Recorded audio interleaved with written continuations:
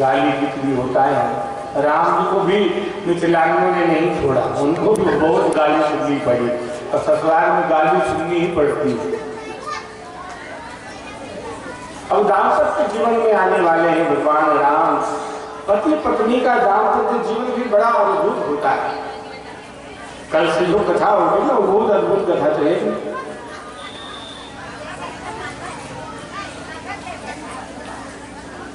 भगवान राम की मर्यादा पुरुषोत्तम है, लेकिन कृष्ण जो है पुष्टि पुरुषोत्तम है।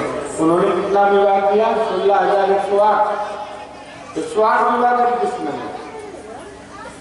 राम जी तो एक ही विवाह के लिए सभी मर्यादित है। राम कथा और कृष्ण कथा ये दो कथा हमारे जीवन में ज्ञान प्रदान करते हैं। दोनों कथा में अंतर क्या है पता है? राम कथा से जीवन जीना सीखो। राम कथा जीवन जीने की कला है और कृष्ण कथा भागवत कथा मरने की कला है। दोनों अद्भुत है जीवन में। राम कथा का अनुकरण किया जा सकता है, लेकिन कृष्ण कथा का अनुकरण नहीं किया जा सकता। कृष्ण ने 16,108 विवाह करी, चलो हम 1-2 कर लें। अरे तुम 1-2 क्या करोगे? एक ही पत्नी को तुम्हारा विवाह निकाल दिया है, हालत खराब करके रखी है, तो तुम 16,108 की बात क्या करो? राजा लोग करते हैं। महाराज दशरथ ने 3 विवाह कर दिया, लेकिन हम लोग मर्यादा नहीं है। कई लोग 2-2 विवाह कर लेते हैं, लेकिन 2 विवाह करने वाले की जो हालत होती है ना, वो मुझे पता है। अरे एक पत्नी वाले को लोग संभाल नहीं पाते। एक बार क्या हुआ कि वृंदावन धाम में यमुना जी का किनारा था और उस किनारे पर एक महात्मा जी बड़े प्रेम से भजन कर रहे थे, ताली बजा बजा कर कृष्ण का कीर्तन कर रहे थे। एक भाई वहां जाकर के महात्मा जी से कहा कि महात्मा जी आप केवल भजन ही करते हो कि कुछ ज्योतिष देखते हो? कई लोग कहते हैं ना हस्तरेखा देखते हो। महात्मा जी ने कहा बेटा तुम पूछना क्या चाहते हो? बोले महात्मा जी मैं अपने बीवी से बहुत परेशान हूं, मेरी जान खा गई है। बीवी को पत्नी को अपने बस में करने का कोई मंत्र है? महात्मा जी ने कहा कि बेटा बीवी को अपने बस में करने का मंत्र होता ना तो मैं महात्मा नहीं बनता। मतलब वो भी परेशान होकर के आया है, पत्नी को बस में किया नहीं है। अब दाम्पत्य जीवन में जो पति पत्नी का एक अद्भुत आनंद है, बहुत अद्भुत आनंद है। एक राजा की 2 पत्नी थी। देखो आप लोग थोड़ा शांति रखने के लिए यह सुना रहा। मुझे पता है कि आप अशांत कब होते हैं, शांत कब रहते हैं। एक राजा की 2 पत्नी, तो 2 पत्नी वालों की हालत क्या होती है वो सुनिएगा। एक चोर उस राजा के घर में चोरी करने को गया तो देखा हालत, उस राजा की जो दुर्गति हो रही थी। एक पत्नी ऊपर रहती थी, एक नीचे रहती थी। ऊपर वाली पत्नी राजा के बाल को पकड़कर चल दूसरी पत्नी जो थी पैर पकड़कर खबरदार जो ऊपर गया टांग तोड़ दूंगी मैं तुम्हें। और चोर गया था चोरी करने। एक दृश्य देखा ना पति पत्नी के खिलवाड़ को, ठहाका मार करके वो हंसने लगा, जोर जोर से वो चोर हंसने लगा और हंसने के कारण वो चोर पकड़ा गया। उसे न्यायाधीश के पास लेकर के गए। चोर ने पहले से ही हाथ जोड़ करके कहा साहब जो दंड देना होगा दे देना, तो 2 पत्नी वाला दंड मत देना। मैंने देखा है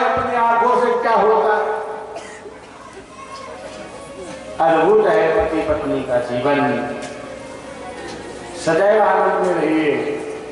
कई लोग कहते हैं कि महाराज कथा में नींद बहुत आती है, नींद बहुत आती है। अरे जब आपका मन कथा में नहीं होगा तो नींद आएगी। मैंने आपको बताया था कि ये तो निंदा देवी ने कहा था राम से कि जहां आपकी कथा होगी मैं वहीं चली जाऊंगी। आपको घर में नींद नहीं आएगी, लेकिन कथा में आओगे तो बहुत नींद आएगी। एक जगह कथा चल रही थी तो एक दादाजी आते थे कथा सुनने के लिए और सबसे आगे बैठते थे। और कथा चालू हो तो नींद आ जाती थी। आंखें बंद तो केवल नींद ले लेते तो कोई बात नहीं, उनको घर आते ही भी आदत थी। कई लोग नींद में ऐसे होते हैं कि जैसा लग रहा है कि कोई प्लेन चल रहा हो क्या, ऐसे घर आते लेते हैं। तो दादाजी आते थे कथा सुनने के लिए और सामने बैठे सोने लगते थे, नींद आ जाती थी। उनके साथ उनका एक पोता आता था, महात्मा जी ने उनके पोते को बुलाया, बेटा इधर आए। तो देखा कि कहाँ ये 100 रुपये का नोट रखा था, कहाँ गया। बोले ये लो बेटा ये 100 रुपया रख, चॉकलेट खाना। अजय भैया ने दिया है। अभी आए थे हमारे नित्यानंद जी के साधु जी, अभी वो भी भागवत कथा करते हैं, उनका भी आनंद लेके हम लाते हैं। तो उन्होंने महात्मा जी ने दिया ये 100 रुपया और चॉकलेट खाना। तुम्हारे दादा जब सोए ना तो उनको जगाते रहे और वो 100 रुपया बहुत काम किया। जब जब उसके दादा कथा में सोए तब तक वो बालक जगाता था, बाबा कथा चल रही है, सोना नहीं, कथा चल रही है। पूरी कथा तक उस बालक ने अपने दादा को जगा करके रखा, सोने नहीं दिया। दूसरे दिन फिर दादाजी आए कथा में, कथा चालू हो गई, नींद में फिर आ गए, नींद आने लगी। अब महात्मा जी ने उस बालक को देखता है, बेटा कुछ कर, तो वो बालक अपना मुंह घुमा लेता है, महात्मा को देखता ही नहीं। महात्मा ने बोला इधर तेरे को 100 रुपया एक दिन के लिए नहीं दिया था, पूरे 9 दिन तक कथा चलेगी तो जगाना है। बोले महात्मा जी क्या करूं, आपने तो दादा को जगाने के लिए 100 रुपया दिया, लेकिन मेरे दादा ने घर जाकर करके 500 दिया। बोले कथा में नींद बहुत अच्छी आती है, जगाना नींद बहुत अच्छी आती है। तो यहाँ पर बैठिए तो थोड़ा जागते रहिए, हैं? इसलिए बीच बीच में थोड़ा भगवान नाम कीर्तन जब हो तो थोड़ा ताली आनंद से बजाइएगा, बहुत आनंद आएगा। आज भगवान का विवाह है, अब धनुष टूट गया, विजय माला हो गई है, सब लोग बड़े आनंद में हैं। और सारे राजा है ना ईर्ष्या करने लगे राम से कि धनुष तोड़ने से कोई विवाह नहीं हो जाता। अब रुको, ठहरो, पकड़ो, मारो, काटो, लोग राम जी के ऊपर ईर्ष्या करने लगे। लक्ष्मण जी मौन है, कुछ बोलते नहीं है। अब उसी समय परशुराम जी का आगमन हो गया। परशुराम जी आए तो जनक जी ने प्रणाम किया, सीता जी को सामने लाया गया, सीता मैया भी प्रणाम, सीता जी ने भी प्रणाम किया। विश्वामित्र जी राम लक्ष्मण को लाते हैं, राम लक्ष्मण ने भी परशुराम जी को प्रणाम किया है। सबको आशीर्वाद दिया परशुराम जी ने। और धीरे धीरे परशुराम जी ने उस शिव धनुष को टूटा हुआ देखा। पहले जनक जी से कहा है, जनक जी बिना मुझसे पूछे इस क्षत्रियों को एकत्रित आपने क्यों किया है? आपको पता नहीं कि मैं इनका काल हूं। और जब शिव धनुष को टूटा पड़ा था पृथ्वी पर, उसको परशुराम जी ने देखा, आग बबूला हो गए, क्रोध बढ़ गया और क्रोध में आकर के जनक जी से कहने लगे। माहौल तो बड़ा आनंद का था, लेकिन यहाँ बहुत बड़ा संकट आ गया। परशुराम जी आए तो संकट आ गए। कभी कभी अच्छे काम में बड़े विघ्न आते हैं, ऐसे नहीं होता अच्छा काम पूरा। शादी विवाह में भी विघ्न आते हैं। आज भगवान राम के विवाह में भी देखिए क्या उत्पात हो रहा है। परशुराम जी आए, धनुष टूटा हुआ देखा तो जनक जी को कहा, ऐ जनक, क्रोध में बोल रहे हैं ना, जब क्रोध में होता है तो पावरफुल होता है व्यक्ति। परशुराम जी ने कहा, ऐ जनक जल्दी बतला, शिव धनुहा किसने तोड़ा है, शिव धनुहा किसने तोड़ा है, शिव धनुहा किसने तोड़ा है, किसने तोड़ा है, किसने धरती स्वयंवर में सीता से नाता जोड़ा है।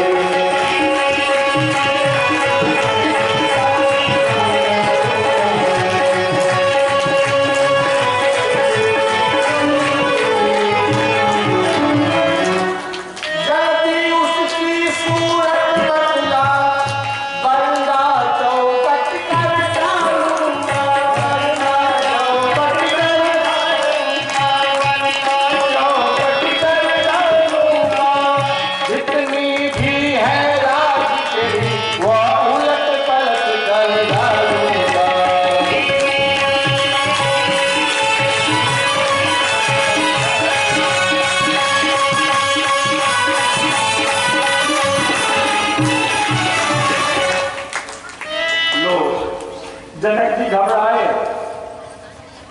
कि कौन है वो जिसने धनुष को तोड़ा है, उसे बाहर निकाल, उन्हीं उसी को मारूंगा, अन्यथा सारे लोग मार जाओगे।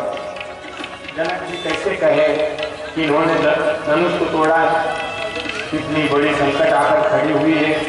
भगवान राम समझ गए कि हमारे ससुर जी घबराए हुए हैं, तो राम जी आए हैं परशुराम के पास और उन्होंने कहा, हे नाथ, राम जी कह रहे परशुराम जी से, शिव धनुष तोड़ने वाला कोई शिव का प्यारा होगा, कोई शिव का प्यारा होगा, कोई शिव का प्यारा होगा, जिसने ऐसा अपराध किया वो दास तुम्हारा ही होगा।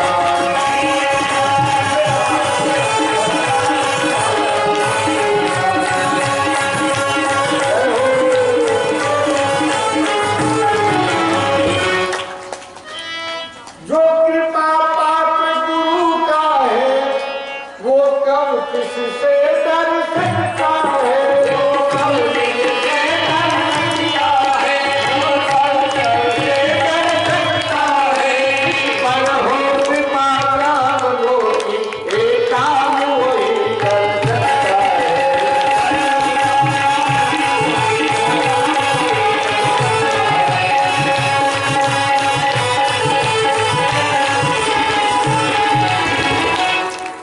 राम जी ने कहा कि जिस पर आपकी कृपा होगी वही ये काम कर सकता है ना। इस धनुष को तोड़ने वाला, शिव धनुष तोड़ने वाला कोई शिव का प्यारा होगा, जिसने ऐसा अपराध किया दास तुम्हारा ही होगा। परशुराम जी ने राम जी की वाणी को सुनकर के परशुराम जी कहते हैं, हे राम, भृगुपति बोले सेवक हुआ है, जिसने सेवा ही जीवन है, जिसका सेवा ही जीवन है, जिसका सेवा ही जीवन है, जो बैरी का काम करे वो इस पद का भोजन है।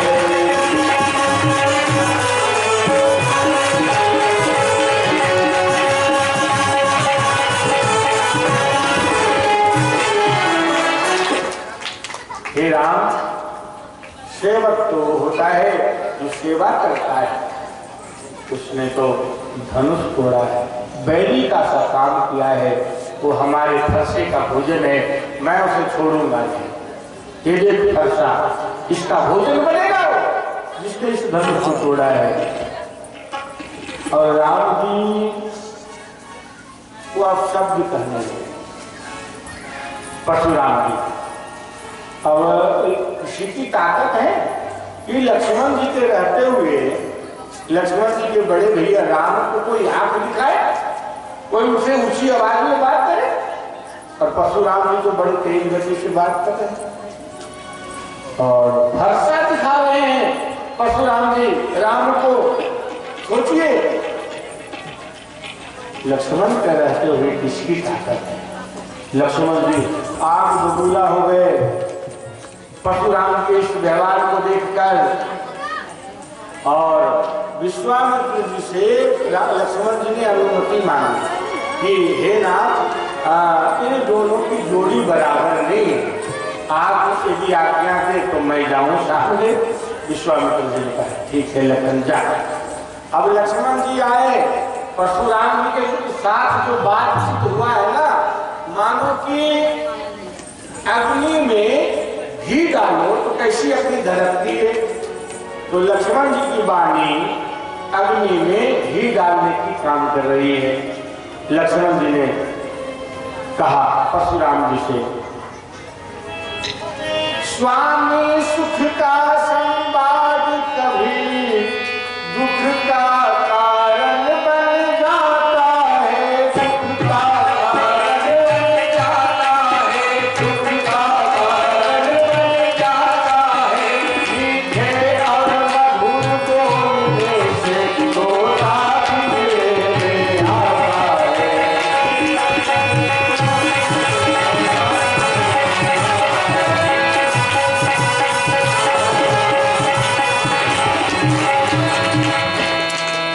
लक्ष्मण जी ने कहा कि महाराज इस समय ऐसा चल रहा है कि मीठा और मधुर बोलने के कारण ही तोता को पिंजरे में कैद किया जाता है। मेरे भैया ने आपके साथ मीठी मीठी बातें की ना, इसलिए आपका क्रोध सिर पे चढ़ा है। जो ज्यादा मीठा होता है वह अपना ही नाश कराता है। देखो तो मीठे गन्ने को कोल्हू से पेरा जाता है। गन्ना मीठा होता है इसलिए उसे कोल्हू से पेर कर उसका रस निकाल दिया जाता है। मेरे भैया ने मीठी बात कही है इसलिए आपका क्रोध चढ़ पाया है। लक्ष्मण जी ने कहा ठीक है महाराज, आप धनुष टूटने से नाराज है। अरे अच्छा अपराधी हम ही सही, हमने ही जहर तोड़ा है, हमने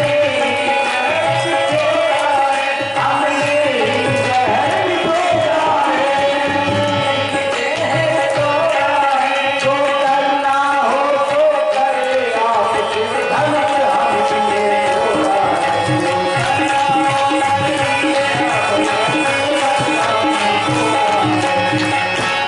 लक्ष्मण जी ने कहा कि जो करना हो महाराज करो, इस धनुष को हमने ही तोड़ा है, लो अपने ऊपर ले लिया।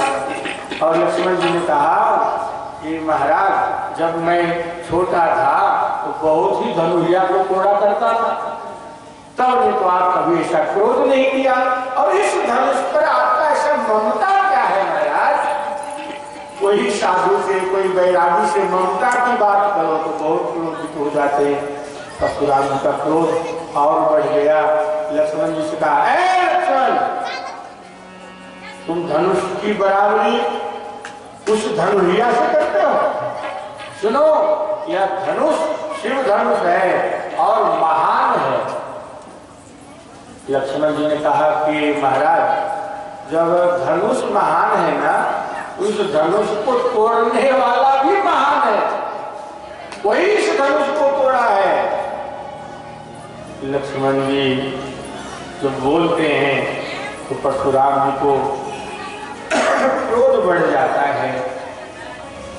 क्रोधित होकर के परशुराम जी ने कहा, परशुराम जी क्या कहते हैं, बोले बालक क्या हुआ तुम्हें, जो बात काटता जाता है, जो बात काटता जाता है, जो बात काटता जाता है, या नवतारी पामल समझा, जो मुझे काटता जाता है।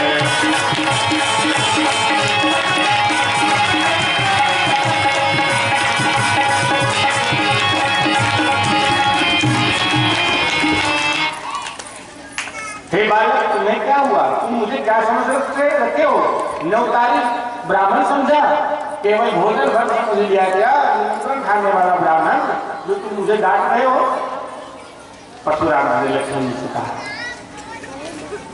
परशुराम जी कहते हैं कि देखो बालक, तुम मुझे सीधा ब्राह्मण मत समझ,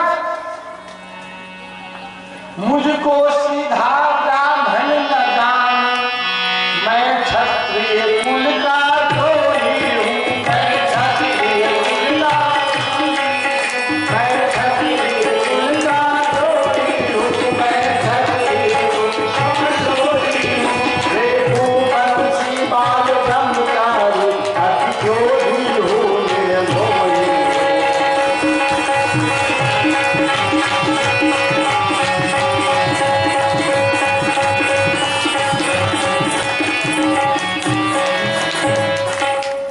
लक्ष्मण जी से भी परशुराम जी नहीं हार पाए। फरसा निकालकर बार बार लक्ष्मण जी की तरफ लपके हैं, लक्ष्मण के ऊपर प्रहार करने के लिए। लक्ष्मण जी अपने आप को रोक नहीं सके। लक्ष्मण जी के मुख से निकल गया परशुराम जी की, महाराज आपके गले में जनेऊ है, वे पुण्य धारण किए हैं, इसलिए मेरे वंश में कोई गौ के ऊपर, ब्राह्मण के ऊपर हाथ उठाने का निषेध करता है। यदि आप पुण्य निकाल दो और गले से जनेऊ निकाल कर मेरे सामने आइए, फिर मैं बताऊंगा आपसे। द्वंद्व युद्ध करने के लिए ललकारा है। तो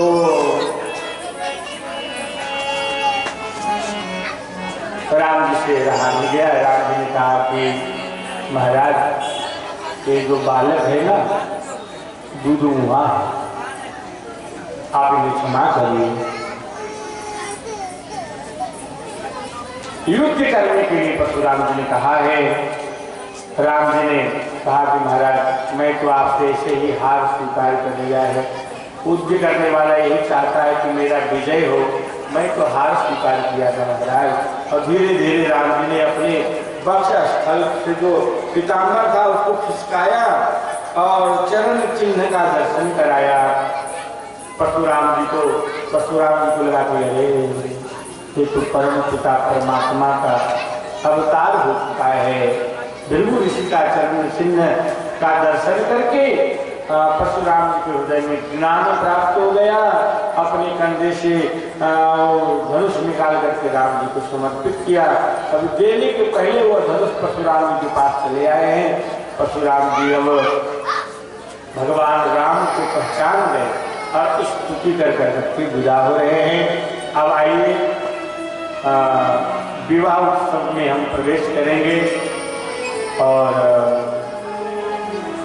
बहुत आनंद आएगा। यहाँ पर गीत भी माताओं को तो मैंने कहा था कि जब भगवान का विवाह हो तो गीत भी गानी है। तो शायद ऐसा लगता है कि खिजरसराय की जो माताएं हैं बहुत कमजोर है, तो मैं स्वयं गीत गाकर आपको सुनाऊंगा। है गीत सुनाएंगे आज हम। कैसा गीत सुनाएंगे बताओ? पहले एक गीत सुन लीजिए, ऐसे गीत सुनाने वाला और गावी गीत भी गाओ। भगवान को गाली गाई जाती है। आज तो उनका विवाह है तो हम भी सुनाएंगे कुछ। आज मिथिलानी जो राम जी को गाली देते हैं वो सुनिए किस प्रकार गा। आजकल के दूल्हा वाले तो बड़े सीधे साधे हैं। जिन दूल्हा का विवाह होता है ना वो दूल्हे बड़े सीधे होते हैं और माताएं गाली को सुन लेते हैं और ऐसी गंदी गंदी गाली देती है। यदि दूल्हा सीधा ना होता ना तो पालकी से कूदकर भाग जाता, लेकिन बेचारा सीधा साधा सब सुनता रहता है। गाली भी देनी चाहिए इस प्रकार। मिथिलानियों ने भगवान राम की कैसी गाली दी है बताओ? अरे बड़ा हवन धीर हो पहुना के गरी हाजनी, बड़ा हवन धीर हो पहुना के गरी हाजनी।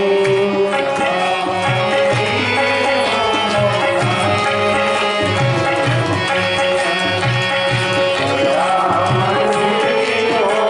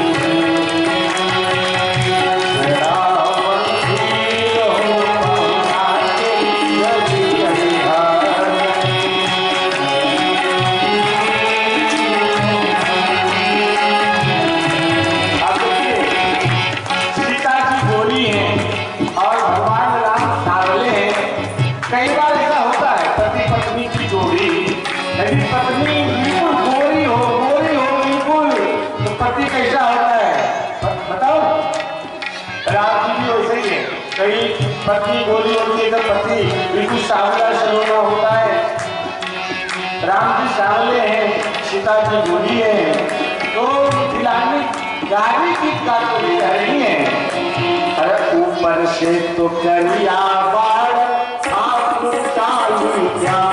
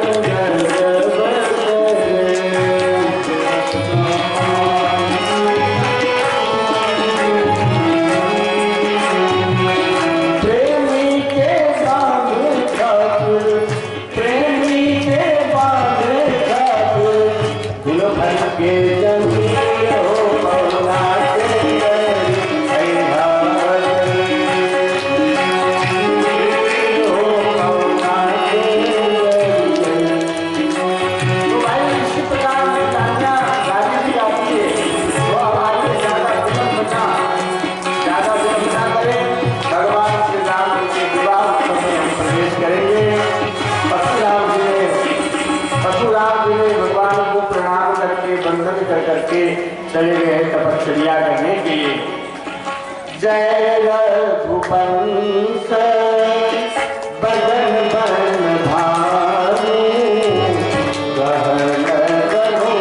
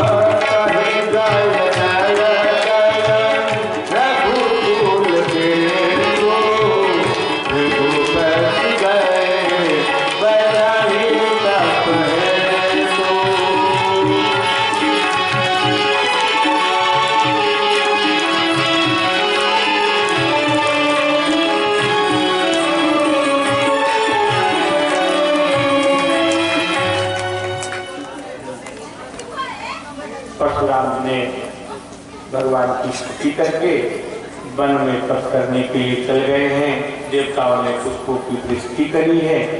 अब राजा जनक जी ने विश्वामित्र जी से कहा है कि हे भगवान, आपकी कृपा से राम जी ने धनुष को तोड़ दिया है, अब आप आज्ञा करें, उसके अनुसार आगे का कार्य किया जाएगा।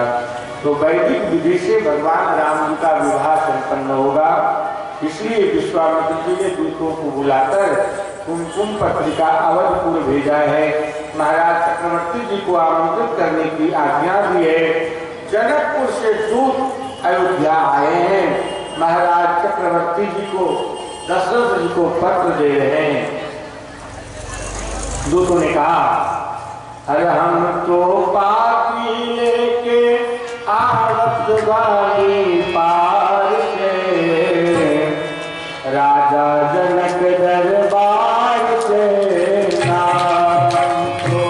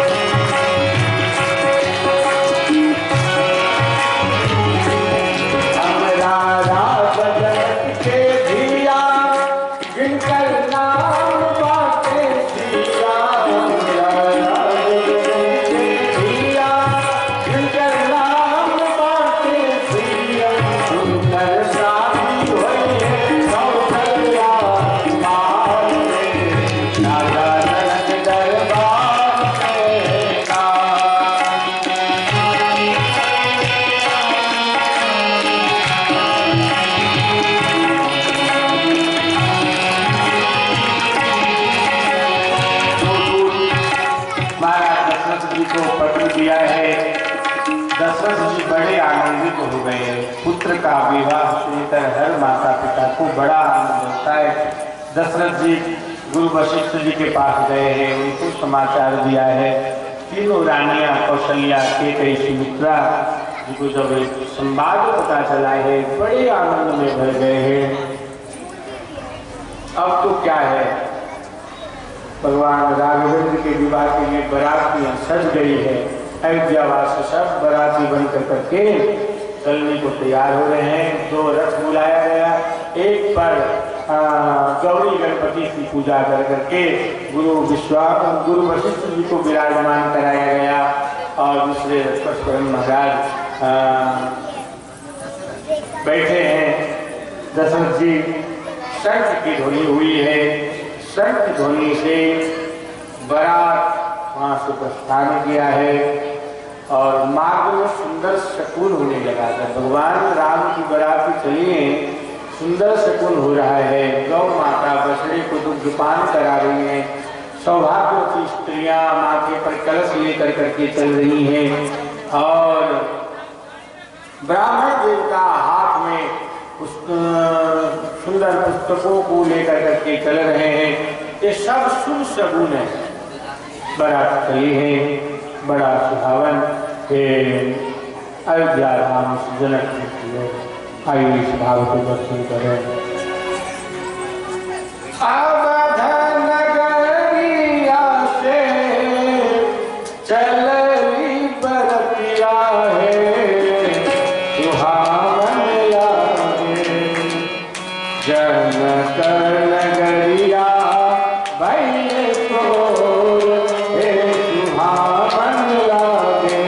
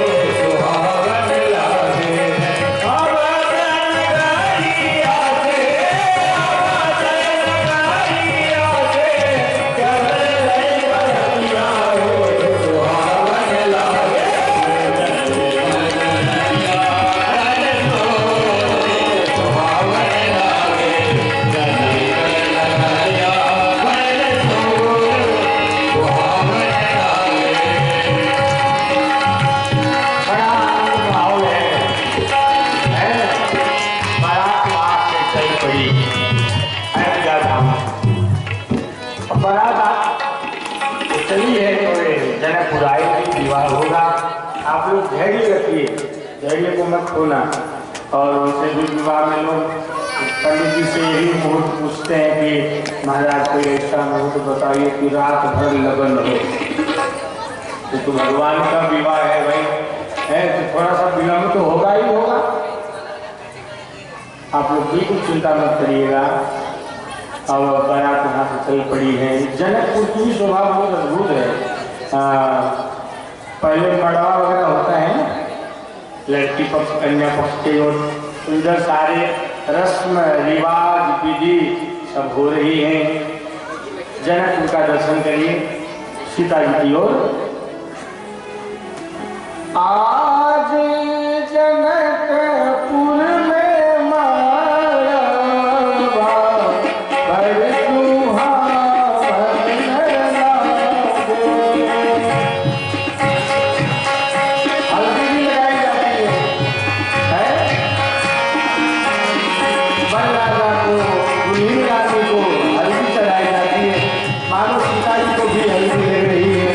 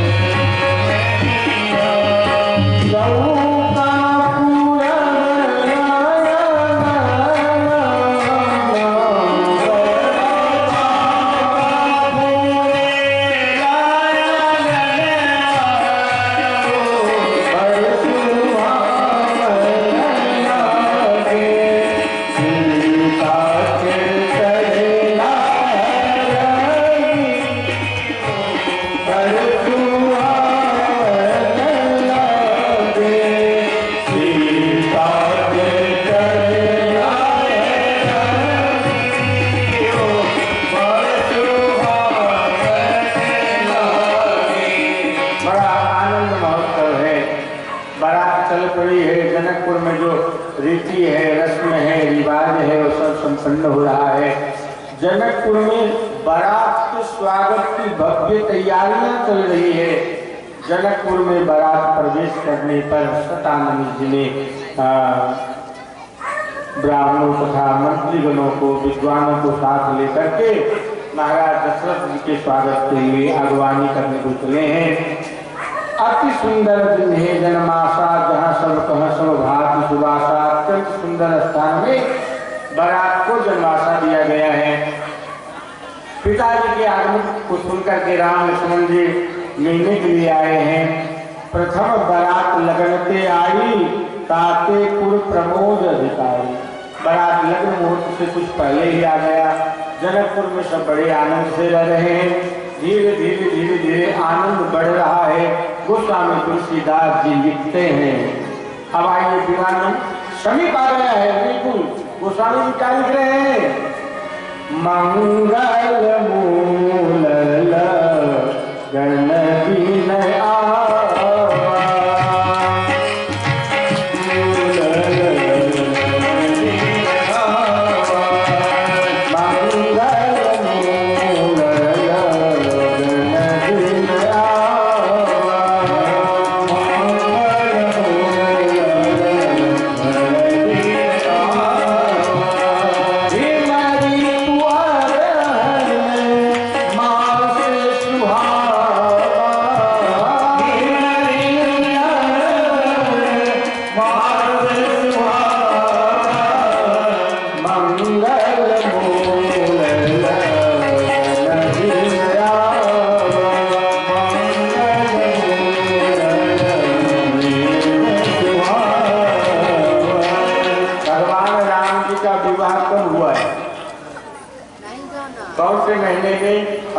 तिथि में हुई है?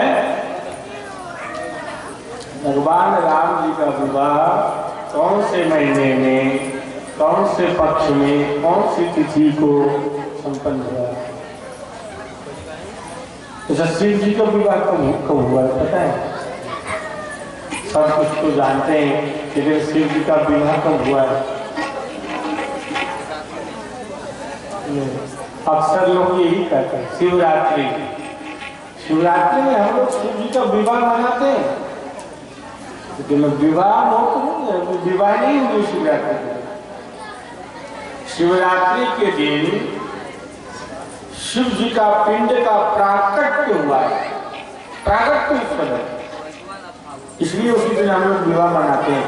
लेकिन वैशाख शुक्ल पक्ष सप्तमी तिथि दिन गुरुवार भगवान महादेव का विवाह मुहूर्त है।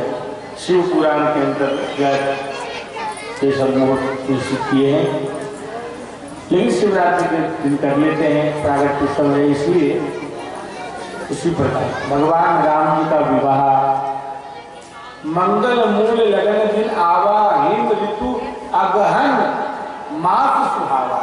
गोस्वामी जी कह रहे हैं कि अगहन मास शुक्ल पक्ष पंचमी तिथि ब्रह्मा जी ने ये तिथि निश्चय करके दिया है। नारद जी के द्वारा जनक जी के पास जो मुहूर्त भेजा गया, शतानंद जी ने आकर के दशरथ जी से निवेदन किया है कि महाराज लगन का समय हो चुका है, आप मंडप में पधारिए। गुरु वशिष्ठ जी की आज्ञा को लेकर के महाराज दशरथ जी मुनियों के साथ लग्न मंडप में प्रवेश कर रहे हैं। श्री राम जी को वर राजा का जामा पहनाया गया है और सुंदर पीताम्बर तथा दिव्य अलंकारों से सुसज्जित किया गया और स्वयं घोड़े पर प्रभु राम विराजमान होकर के आए हैं। सारे देवता विमानों पर बैठकर राम जी के रूप को निहार रहे हैं। गौतम ऋषि के श्राप के कारण देवराज इंद्र के शरीर में जो सहस्र छिद्र हो गया था, आज वो अपने भाग्य की सराहना कर रहे हैं। सभी नेत्रों से भगवान के रूप को निहार रहे हैं। इस समय ब्रह्मा जी को एक शंका हुई कि मेरी करनी तो कुछ दिखाई नहीं दे रही है। शिव जी ने ब्रह्मा जी को समझाया है कि माता पिता के विवाह में पुत्र का क्या कुछ करनी दिखाई देगी, तो माता पिता का विवाह है। ब्रह्मा जी को समाधान हुआ। भगवान श्री राम धीरे धीरे लग्न मंडप में प्रवेश कर रहे हैं। आप लोग बिल्कुल शांति रखिए, अब भगवान का विवाह हो रहा है, आप लोग इधर उधर बातों में मत लगे रहिए। विवाह में उसे भी माताएं बहुत हलचल करती हैं। आप लोग बहुत आनंद से बैठे हैं, भगवान राम का विवाह संपन्न होने जा रहा है, थोड़ा ध्यान कथा में रखिए, उससे आप लोग बहुत ध्यान रखते हैं, लेकिन कभी कभी चंचल हो जाते हैं। अब देखिए भगवान का विवाह होने जा रहा है भाई। दूल्हे राजा जब आते हैं लग्न मंडप में तो माताएं गीत गाती हैं। आज जो गीत आपको गाना चाहिए वो हम खुद गा रहे हैं।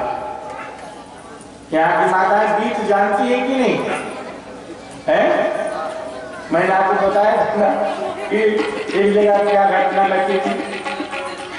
और राम विवाह में एक माता जी को दिया था कि गीत गाइए माता जी, तो हम बुलाए टोपी वाला चश्मा वाला आया जी, हम बुलाए दाढ़ी वाला मोछ वाला काहे आया जी। मैंने बोला माता जी मैं खुद गा लूंगा। तो दूल्हे राजा जो है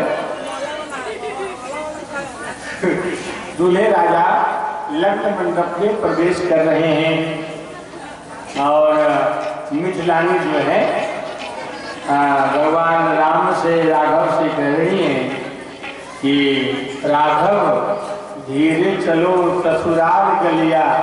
उससे भी ससुराल में धीरे धीरे चाल से चलना चाहिए है। यदि तेज गति पकड़ लोगे तो सारे ससुराल वाले लोग देखेंगे, हंसेंगे और मजाक उड़ाएंगे। इसलिए दूल्हे राजा को चाहिए कि धीरे धीरे ससुराल में चलो तब आनंद आएगा। राम जी धीरे धीरे लग्न मंडप में प्रवेश कर रहे हैं और मिथिलानियां सब गा रही है मंगल गीत। राघव धीरे चलो ससुराल गलिया, राघव धीरे चलो ससुराल गलिया, राघव धीरे चलो ससुराल गलिया, राघव धीरे चलो। मिथिलापुर की नारी नगरी, मिथिलापुर की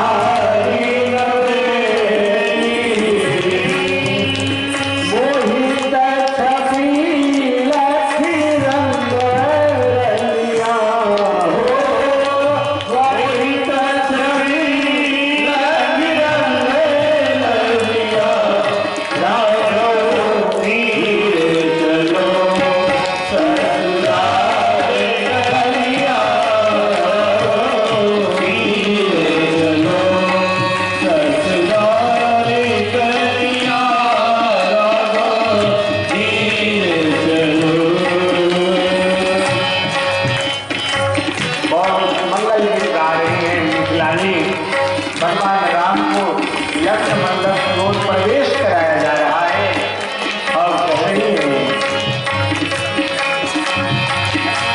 पीत उपैना कानन कुंडल, पीत उपैना कानन कुंडल, ओ लटकत माथे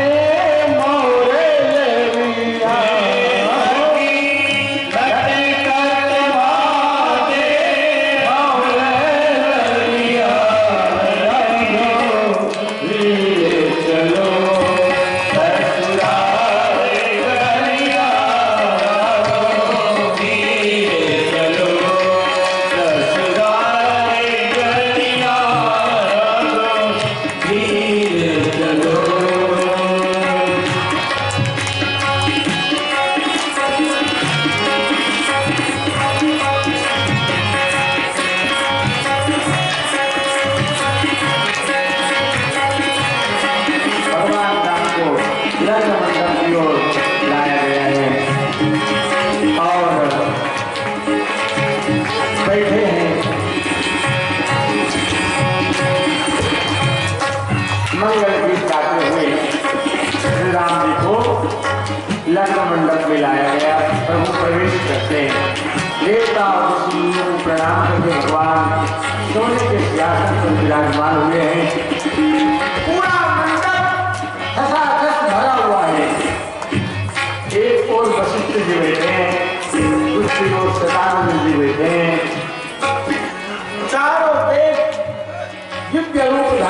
के आए हैं। परिचारक हाथों में मंगल गीत लिए खड़े हैं। महिलाएं लग्न की गीत गा रही हैं। जनक जी तथा सुनैना जी अपने आसन पर कन्यादान करने के लिए बैठ चुके हैं। वशिष्ठ जी महाराज ने जनक जी से कहा,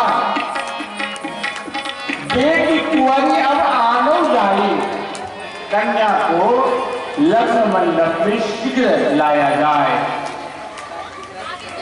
दुल्हन के वेश में सखियों ने श्री सीता जी का दिव्य श्रृंगार किया और सीता जी धीरे धीरे लग्न मंडप में प्रवेश कर रही है। देखिए, आप सबको अनुभव होगा, विवाह के समय जब कन्यादान करने के लिए पिता लग्न मंडप में बैठते हैं ना, उनकी दशा क्या होती है मैंने देखा है। कन्यादान बड़ा अद्भुत दान है। कन्यादान करने के लिए पिता लग्न मंडप पर बैठे हैं महाराज जनक, और सीता जी सुंदर श्रृंगार करके सखियों ने सीता जी को लग्न मंडप की ओर जब ला रही है, महाराज जनक जी ने सीता जी को देखा। देखकर जनक जी हिल की ओर से रो पड़े।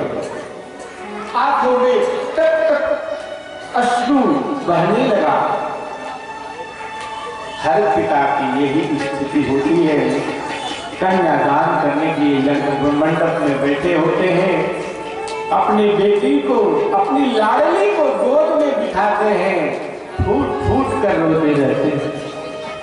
कन्या घूंघट की आड़ में होती है, वो भी बेचारी रोती रहती है, बिलखती रहती है। कन्या को रोना पिता को बड़ा दुख देता है, पिता भी फूट फूट कर रोते हैं। आज महाराज जनक जी ने सीता जी को देखा। सुंदर श्रृंगार से सजी हुई सीता जब लग्न मंडप में आ रही है तो महाराज जनक रोने लग गए। आंखों में अश्रु छलक आया। सुनैना जी ने कहा जनक जी से, महाराज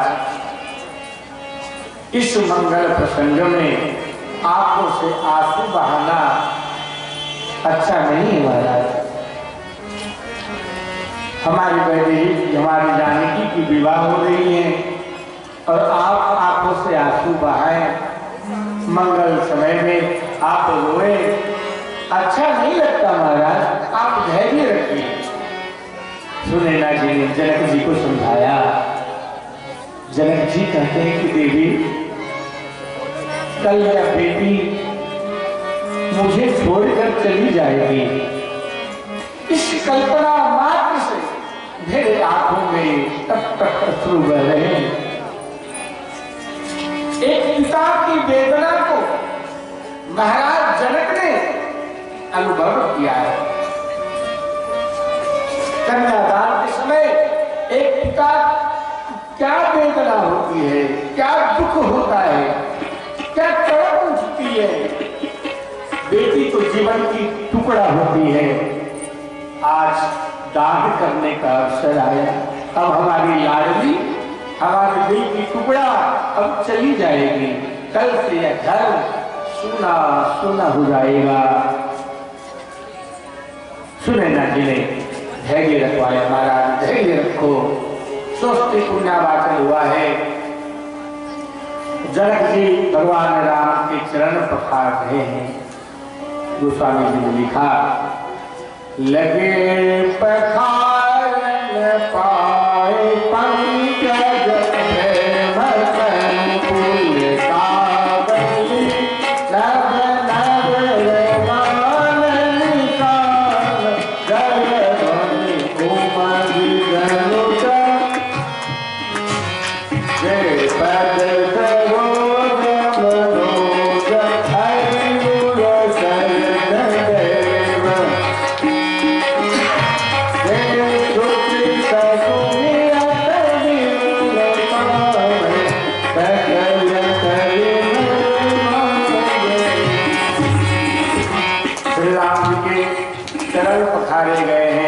चरण धोते समय महाराज जनक जी का जो शरीर था वो प्रेम से प्रफुल्लित हो रहा है। सभी लोग श्री रामचंद्र जी के जय जयकार कर रहे हैं और इसी प्रकार कन्या और वर का हाथ जोड़ा हो गया है, हाथ जोड़ा गया। दोनों कुल गुरु शंखोच्चार करने लगे। महाराज जनक जी ने वेद विधान से समस्त लोकाचार करते हुए कन्यादान किया है। अग्नि नारायण का आवाहन हुआ, वर कन्या दोनों आहुति देने लगे।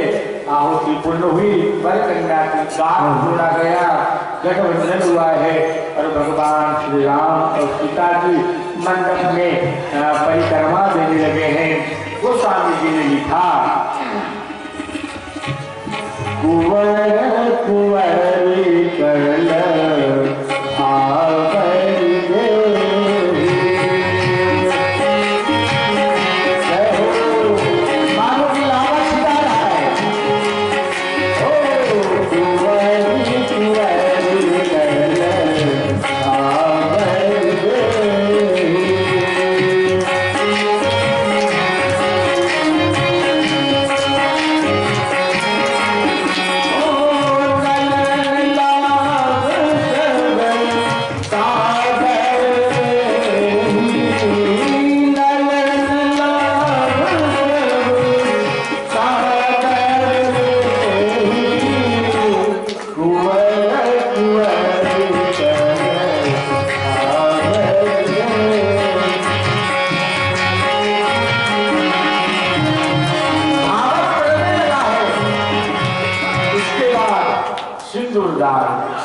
राम सिया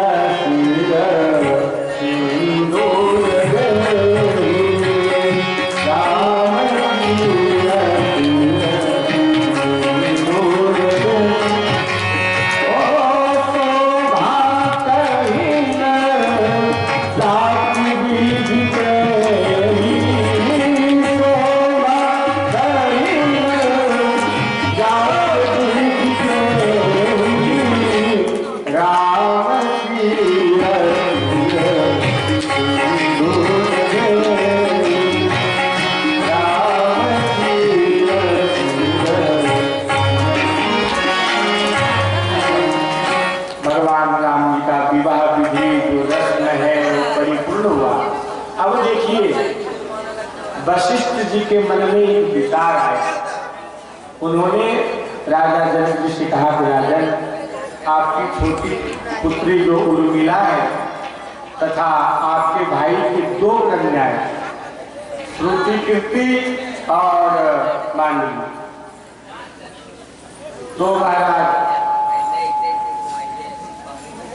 ऐसा कहिए कि हमारे 3 राजकुमार कुमारे हैं, भरत, लखन और शत्रुघ्न, तो इनका भी विवाह यही लग्न मंडप में हो जाए। जनक जी तो बड़े प्रसन्न हो गए, बड़े प्रसन्न हुए और मंजूरी कर दी।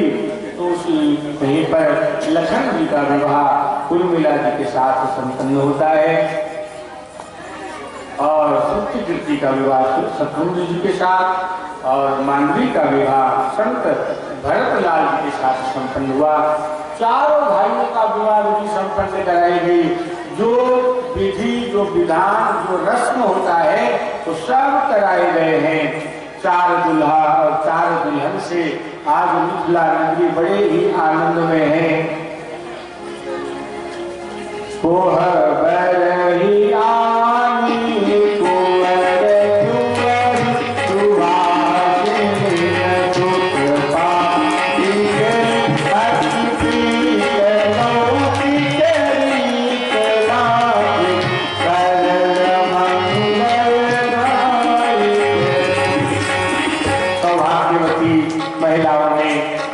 चारों राजकुमार और चारों राजकुमारी को कोहबर में ला करके विराजमान कराया और संपूर्ण जनक रनिवास हास परिहास आनंद में बीत रहा है।